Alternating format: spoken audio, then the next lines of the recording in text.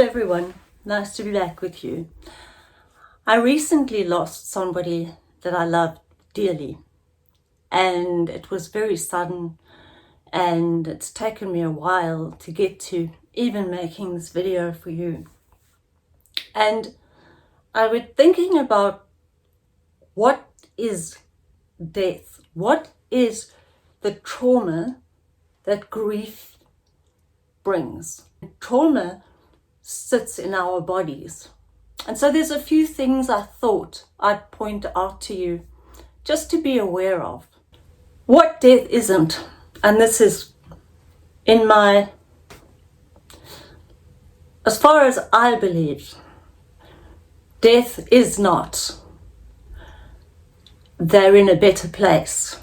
That's a cliched saying. What that I say is not a good idea for me to hear. Maybe it comforts others who lose people close to them. But then my question is, well, have you been to the better place? What better place? And so on. And so grief can bring out a lot of anger, which is fine. Let it ride. It's like the ocean. You're riding the waves and it ebbs and it flows. Somebody could say to you, well, at least they're not suffering.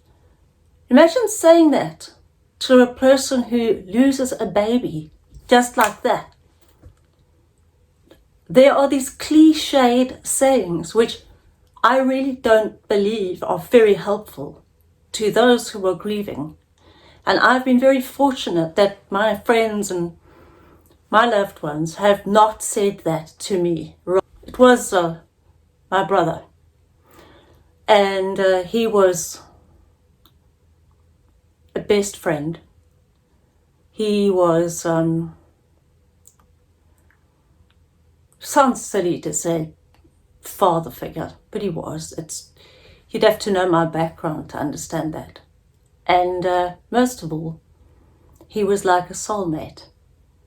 Now, when you lose somebody like that, it is horrendous. It's painful. So I wrote out a thing of what death is. This is in my view. And if you have lost someone you love unexpectedly, then if you don't agree with this, that's also okay. You don't have to agree. What death is, it's the final goodbye. It's not like you've had a fallout with someone and now you're making friends. No, you don't have that ever again. It's I'll never see your face again.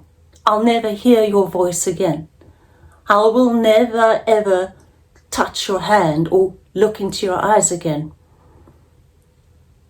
It's so final that it can feel like a piece of you is missing. And on that, there's no therapy or counseling for grief. Grief wears itself as it goes. There are days when I have felt okay, but then there are days when literally my body has gone into shock. And what happens then, in case any of you lose anyone that you love so much or have lost someone, you might relate. That means that your blood pressure suddenly drops, but seriously low. And your heart rate drops dangerously low.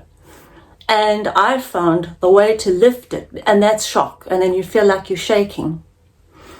That's the shock of the whole grieving. Or if something happens, it's so unexpected. That's the shock. And it doesn't have to just be death. But this video is on death. I have never done a video on death and grief. So if that happens, what I do is I take like a fingerful of Celtic salt and I eat that. That raises your blood pressure quickly, and then the shaking tends to calm down. So you find you're not really that hungry. don't want to eat much, and then suddenly you might be starving, and then you might comfort eat, then you might just not eat at all. And it's during this time of grieving that it is so easy to become addicted to something, because addiction is not a choice. Imagine if you could do something that takes you away from the pain, which is what people do. This is how people cope, because there's no other way around this. I'm not saying you must get addicted. I'm saying this is something that can happen, and so just watch for it, because once the grieving process has ebbed and flowed its way into the ocean, you don't want to be stuck with whatever it is you're using, whether it's alcohol or drugs or dope or weed or whatever it might be, so that you're not in this reality. And yet I so understand not wanting to be in this reality. It feels better to be somewhere else. When everything hurts, to me, it's akin to every bone in my body being broken. Not my heart, that feels shattered, but it's like every bone is broken. And so, if this has happened to you, and you don't know how to do the grieving process, and now that sounds ridiculous, but there's a truth to that. Grief is a process. It's massive trauma, which you then have to process. And it's processing someone that you will never see again. If your belief system says that you'll see them on the other side, that's fine. That's not mine. So for me, I know that he's gone. And as I was saying, you'll find that whatever it is that takes away the pain it's like a medicine, it's like an elixir that helps, and it takes you out of the reality of the person's gone forever. And then you might have days, or I'm having days, where I literally can't do a thing. And then I have days where I'm fine. I'm up and I'm doing things. And if anyone says, get over it, then you want to bitch slap them. There's no such thing as getting over a trauma. So when I talk of trauma, I'm talking about the body and its physiological changes with what happens with trauma. So if you're dealing with this, know that it's not just grief. Grief is one of the biggest traumas. And you have to somehow move through it. There's no counseling. There's no therapy for grief. And if anyone tells you that they can therapize you through it, they're prostituting off of your loss. And I say that without sorry. Because honestly, you can't. It's a very subjective thing. And you have to just go through, your body takes you through it. And this is, I think, when you listen to your body. So for me, I have found over the past 10 days, if I can't do something, if I can't get up and do something, I don't. I don't feel guilty. I don't feel I should be, but I should be, not at all. And it's in that forgiveness of self, of not being able to cook or clean, not in being interested, sitting glued to your bed. Those acts of loving yourself, are so necessary when you're going through the trauma of grief. Your body talks to you. Listen to it. And if you listen to it, it craves this, or it doesn't want that, or it feels like lying down, or it feels like running, or it doesn't feel like running. It's not depression. with grief. It's sadness. That's the difference between the two. And I have made videos on the difference between depression and sadness. This is not depression. This is a deep, deep, gut-wrenching sadness that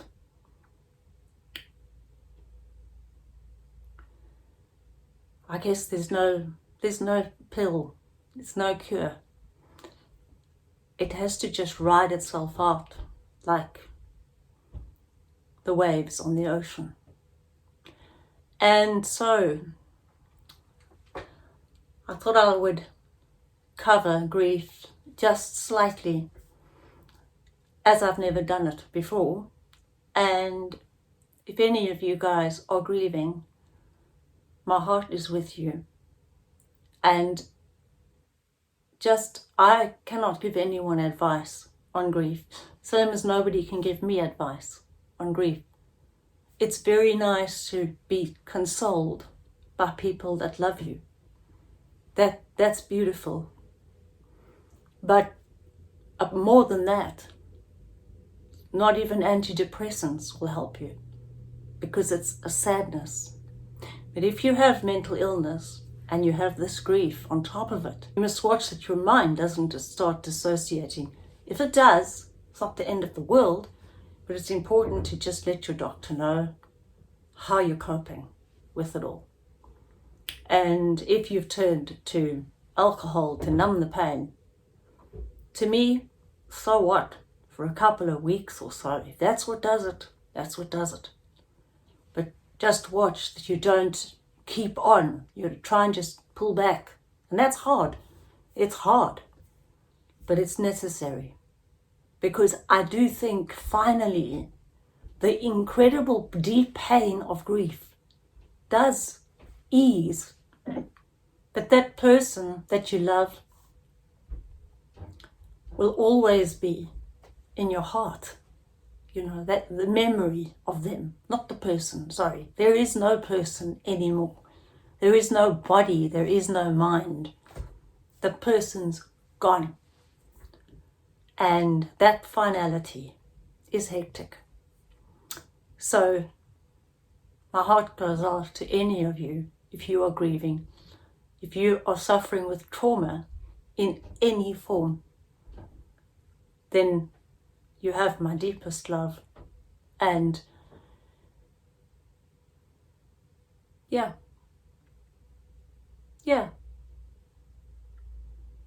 that's about what I can share with you today. If you want a video, and I hope I don't sound too dramatic, okay, I'm trying to not be dramatic. If you want me to cover something in a video, just put it in the comments below. And for your support all this time, I thank you deeply. It means so much to me. And if you know somebody who is grieving, just give them love. Please. Because love really does kill the demon. Demon meaning hatred, anger, the it's not fair way of thinking. Because life is life. Whether we think it's fair or not, that's not up to us. I think we very much choose to either think fair, unfair. I think we do live in a very beautiful place, the earth. And if you look at the trees and just look at nature, nature carries on. And for me, that's where we're all part of nature. I like the Native American Indian traditions and what they believe in. And it's very much that. So we are a part of everything, and everything is a part of us. So it's almost like a Buddhist way of thinking as well, but I'm not a Buddhist. And now look at me, I'm hardly a Native American Indian. I'm too damn white. So yeah, that's what I wanted to share with you, and probably a whole lot of nothing. But while people you know are still breathing. Just settle any dispute. If I have any advice that I can share with you, it will be this: that anybody you know that you care for, that you've had some fallout with, try and settle it. Because when they're gone, they really are gone. The fairy tale of "we'll see you on the other side." Well, someone can prove that to me? No. So maybe that's of some help. Be gentle on yourself, and remember, nothing is a must. Nothing. Except that you take care of yourself and love yourself. Because that's what's needed. Love.